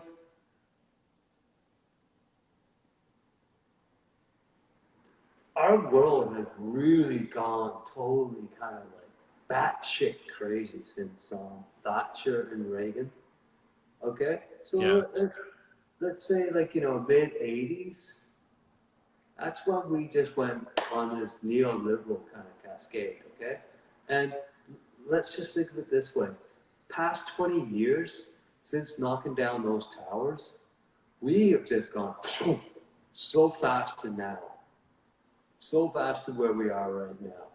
And what's happened is just that things are getting more expensive. There's less and less, and there's more and more and more and less. And shit is falling more and more apart. All right? Nothing's really, Yeah. yeah, sure, we got phones now. That's it, basically. And, but it's getting to a point now where the cracks are showing. Like, the cracks are really, really showing. Before we could dust off capitalism and say, come on, get back up there. You're doing okay.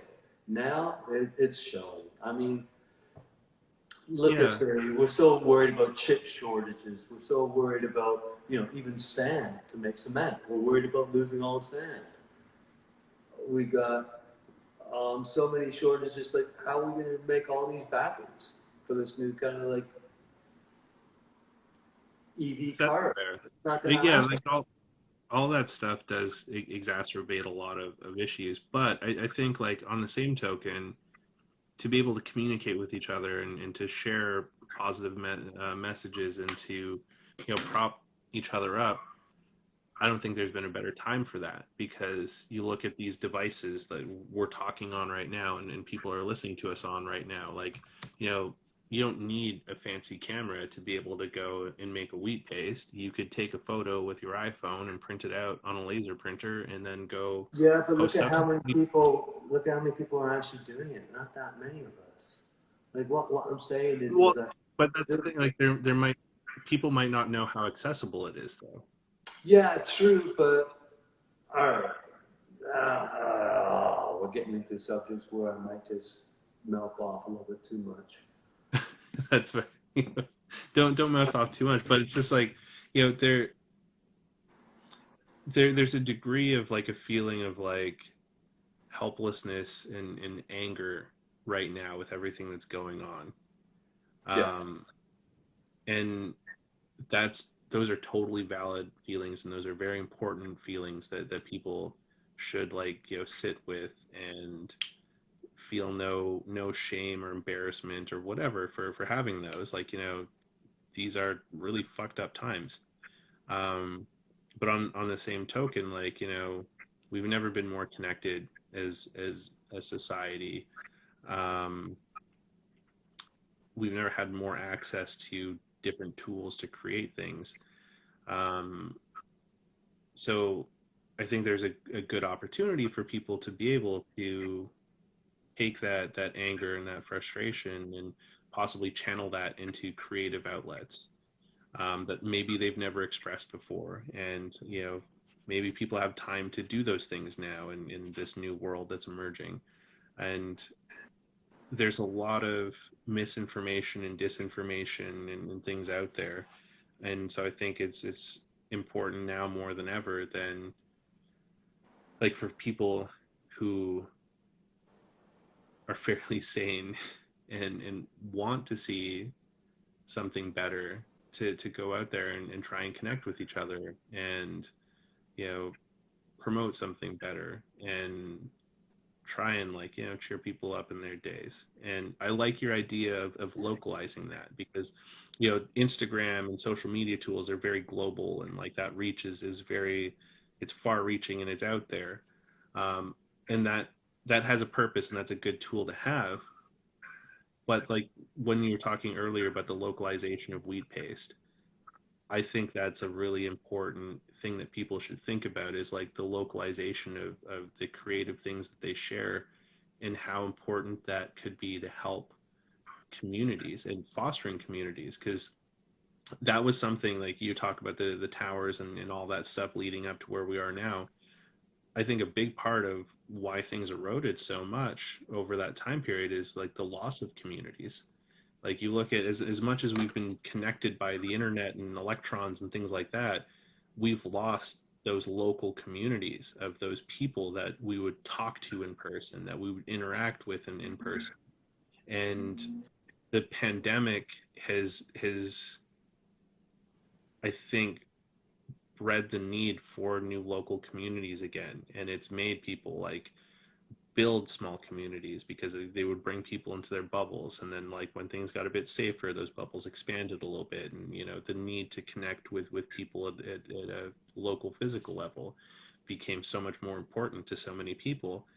um, and your point of like sharing that locally, I think, is even more important, because, you know this is a great, mechanism to promote and share messages and creative things and stuff like that at a local level, and foster like more of that kind of community building. Because I think that's what's really going to help pull us out of the shitstorm that's coming, is, um, building communities up again. Like, we need to have that. Building communities. Okay. Capitalism's done a really good job with destroying those communities. Yeah, absolutely. It's done a They've destroyed fantastic it. They've job. distributed everything, Yeah. and like that's why everything's so fucked now.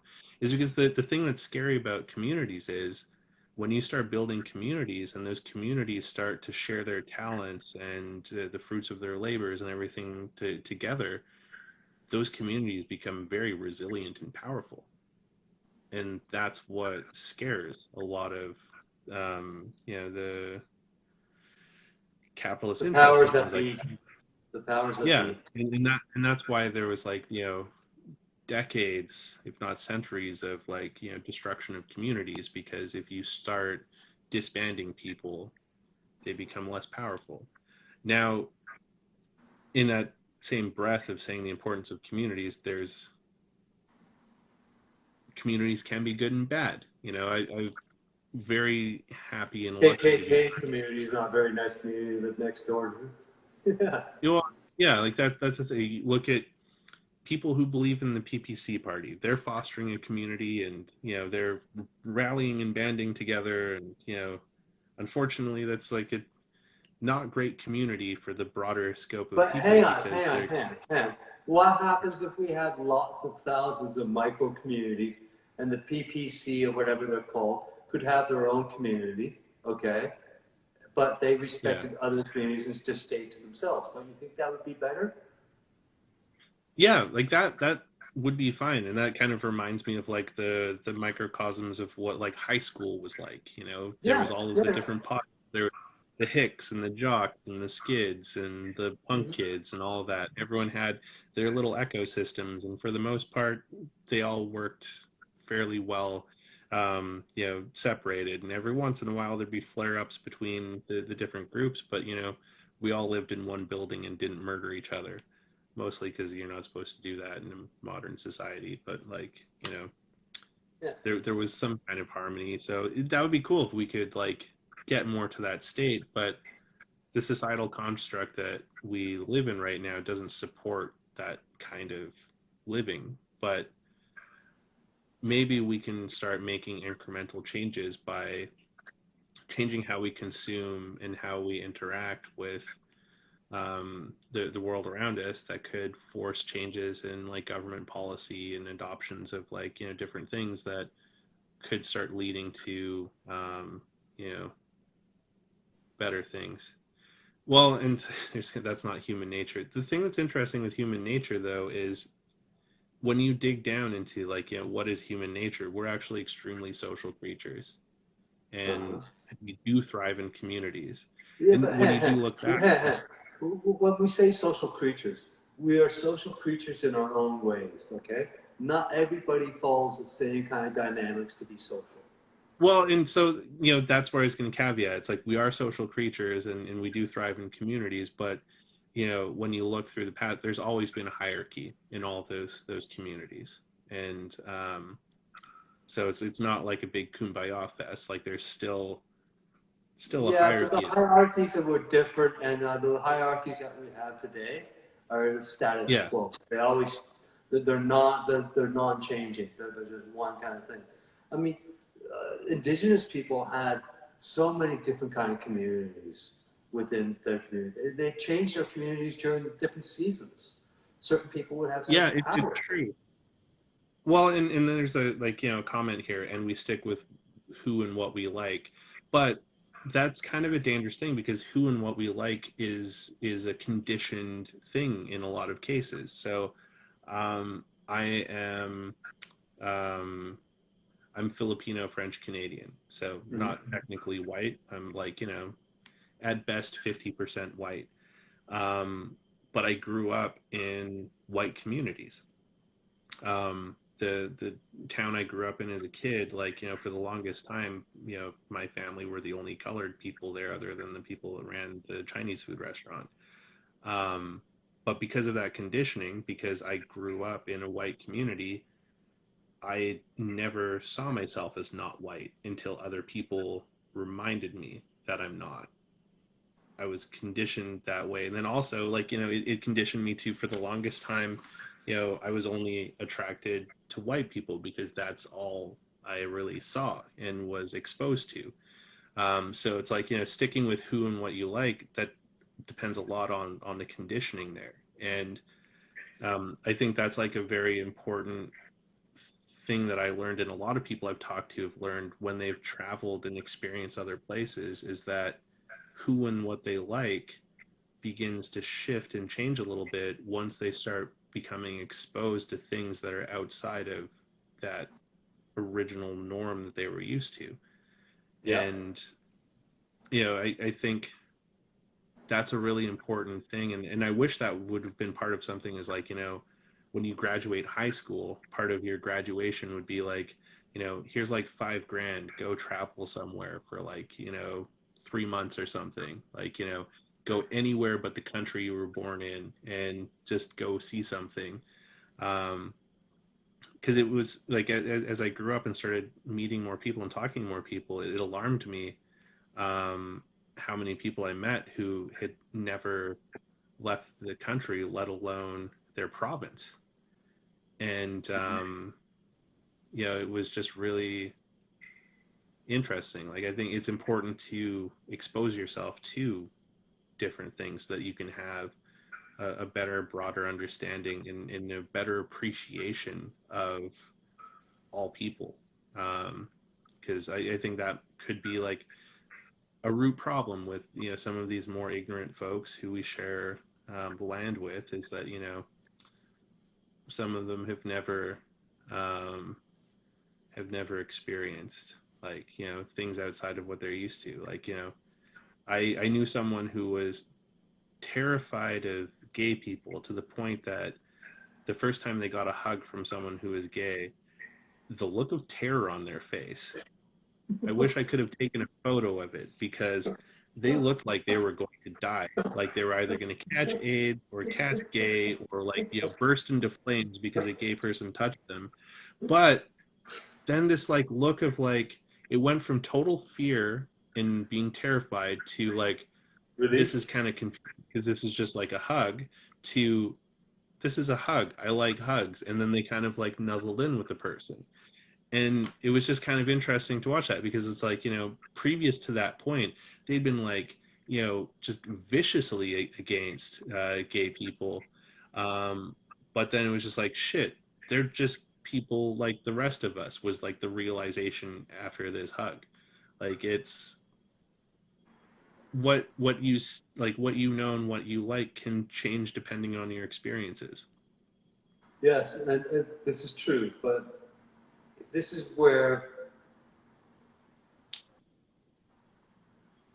you have to be very careful about trying to show people experiences. So if you're turning about, like, if you're talking about that person that's, say, homophobic, right? And then you just bombard them with art, or you bombard them with messages saying, hey, don't be homophobic, there's nothing wrong with it, and everything else. You are going to get a certain amount of the population that's going to listen to it, but Yeah. you're going to get a certain amount of the population that's going to go PPC on you, or not see it, to go, like, you know, totally the opposite direction. That is the Yeah. problem with virtue hoarding, with using art for morals. You are going to get a certain amount of people, but you're going to turn off a certain amount of people, and you're not just going to turn them off. You're going to piss them off. And that's dangerous. Yeah. That is dangerous. But that's like a terrible part of human nature that I don't think we'll ever find a way to eradicate, because Yes, you can, because um, there's nothing wrong with putting the message across as being real. Let the artist yeah, put the message across. though, regardless of how real you make the message, there's just some people out there that will just refuse to accept it. Yeah, but they're And going to refuse to accept it if it's corporatized, if it's administered, if it's public relations, and it's just total bullshit. They're gonna, of course, they're gonna eat that out and just go, like, you know, go Trump, right? well, Of course.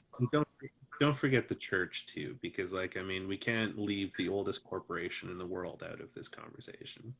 Well, the church, I mean, like, that's a whole different kind of discussion, and like, I mean, I just don't know why we just don't tax the shit out of them right now. And I mean, tax the shit right out of them. We shouldn't have churches existing right now with some of the crap that's been going on. Like, seriously. We should just start a church so we don't have to pay taxes. I mean, it worked for Scientology, right? Yeah, I mean, like Rex Humbert, I mean, he really thought that out. He was like a Yeah. starving kind of science fiction writer, and he said that Yeah, what he did. L. Ron Hubbard. Yeah, Ron Hubbard. And Sorry. see, like that's the thing that I find absolutely fascinating about people, is that it's well documented out there that he started it literally just to avoid paying taxes. Yeah, to make money. Yeah. But people believe in it like it's a real thing. And that's what I find really curious about humans, is that like this truth can exist, and it's just like it's out there and it's empirical. Yeah, but this truth can That exist these when we can truths, look at it as being a conspiracy theory right now, but like 50 yeah, years from now, 20 years from now, we can look at it and say, oh my gosh, that is the truth. I mean, like you could even look at COVID right now, okay? Look at COVID. yeah, One of the biggest things that they screwed up on with COVID at the beginning is that they thought that you could catch it off of surfaces and everything else when it's mostly airborne. They were so, we were taking groceries home and bleaching the shit out of them. That was the silliness. It was airborne. It's an aerosol kind of thing, right? Catch it on surfaces, that's the least of your problems. that's Seriously. true. Yeah. All right, and we went ape shit on that. Do you know how much that set us back when it comes to antibiotics? That didn't do too good for us. You know, with the Yeah, bacteria products, we were it's wiping out everything. oh yeah, I remember friends were like, like cleaning all their groceries. Like I had a friend that he was like sanitizing every Amazon package that he'd get in because he was afraid of them.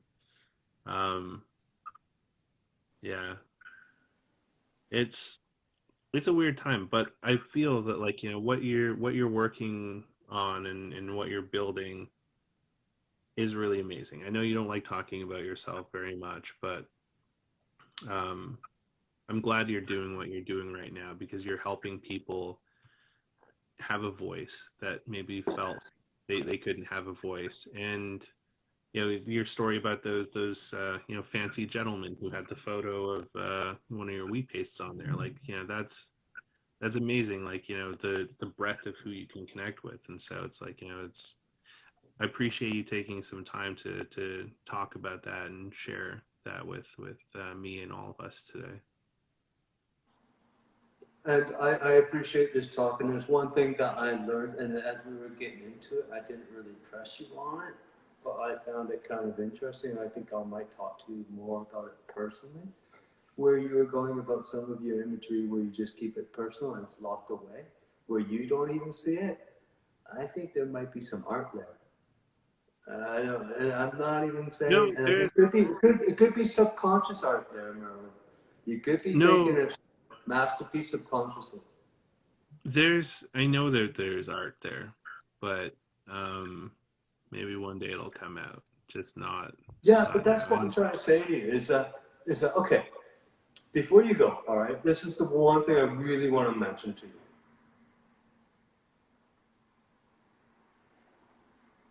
It is difficult for people, for photographers, to put their work out there. It is, and I'm not saying, but it is.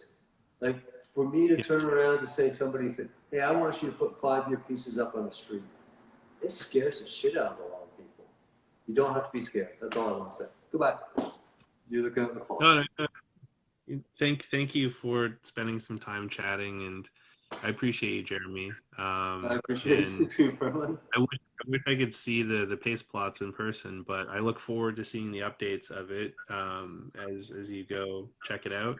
It's Paste Platz. Thank you everyone for tuning in, and for the people that stuck with us through here. Um, and Did next anyone week I'm reach gonna the be end?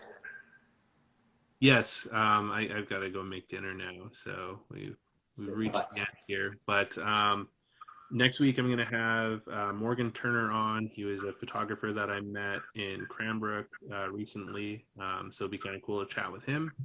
And thank you all for tuning in, and love you guys. Thanks. Take care, Jeremy. Okay, so what do I do? Just turn it off? I'll end it, and then it'll just go away, and then we just Well, disappear. Okay. Take care, Jeremy. Bye, everybody. Okay.